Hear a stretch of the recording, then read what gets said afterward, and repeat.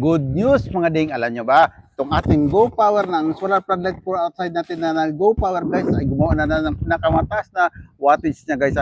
Dati na gumawa siya ng 30,000 watts, 50,000 watts, kayo na ay mayroon siyang 80,000 watts guys di ba? Napaka-aesthetic nito guys ito guys ay buy one take one buy one take one ito.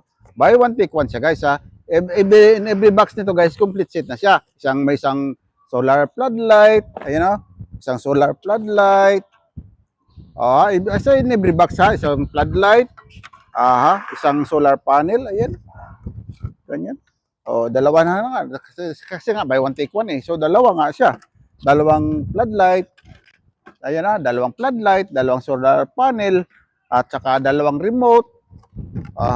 Yan siya Dalawang remote. Yan dalawang remote. Yung may libre pa yung batteries guys batteries and mga tornilyo. Kaya nga pag bili mo to guys, plug and play na siya. Wala ka nang bibilin pang iba.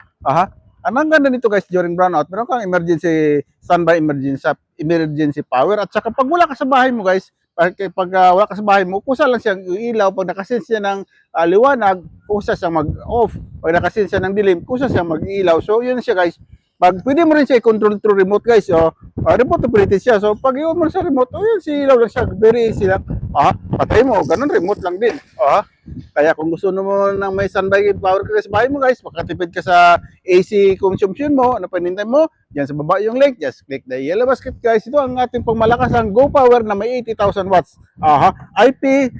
IP70 na siya guys. Look at that. IP70, ibig sabihin, waterproof siya guys. Itong version nito guys is 80,000 watts. Made by Go Power. Kaya kung gusto nyo ng ganyan guys, ano pintay nyo? Yan sa baba yung link. Just click the yellow basket guys. Thank you for watching guys.